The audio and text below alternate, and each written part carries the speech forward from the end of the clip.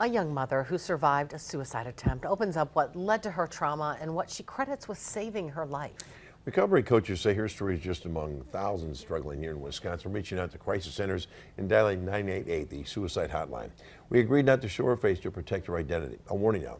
Some of the material may be hard to see and hear for sensitive viewers. Holly Brantley has her story and reaction from mental health advocates in an Action 2 News exclusive. And I think the drugs honestly kept me alive in that period of time because it was the only thing that didn't make me want to feel like I didn't want to be here. A story of addiction, unimaginable sadness, and hope. We call this brave young mother, Chelsea, opening up about the day she tried to take her own life. Plagued by memories of the young son she lost and realization she was pregnant with twins not long after. I didn't really process the grief of my son. I just went right back into mom mode. When the twins were 11 months old, Chelsea learned she was pregnant again. Eventually, her relationship with the father ended.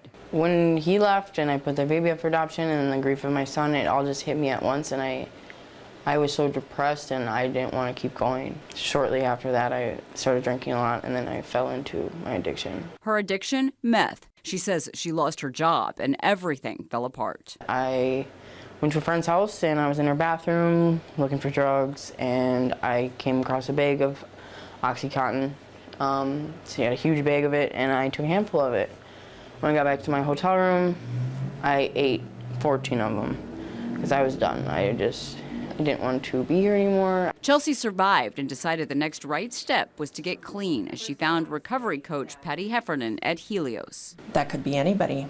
That could be any of us. The idea that, addiction and mental health crises are some other group of people, some bad guy over there, it's false. Patty says most of what she does is simply listen and help people find ways to meet their own needs. Chelsea shares her story of asking for help at a time when mental health professionals say they are struggling, and 988 crisis line workers say they are burning out. Call centers nationwide say they can't find enough staffing to meet the needs of rising numbers of callers. The demand just keeps on increasing, and we expect to see that for the next several years. Caroline Newman is a crisis services coordinator for the state of Wisconsin. She says they prioritize using grant funding to recruit, hire, and train counselors. In order to meet the demand, we would need to recruit from not only Green Bay, but across the state to match the demand of calls, chats, and texts.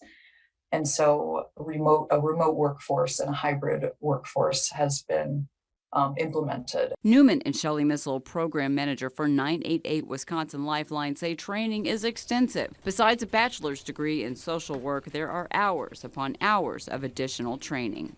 There's quite a bit of training that we give somebody before they're actually on the other end of that line. Wisconsin DHS and Lifeline managers are working on ways to better respond. More funding, they say, is key, and so is reversing the stigma surrounding mental health. Chelsea says because she reached out, she has dreams again. When you have good support and people that are healthy for you, it helps you see that there is hope. Holly Brantley, Action 2 News.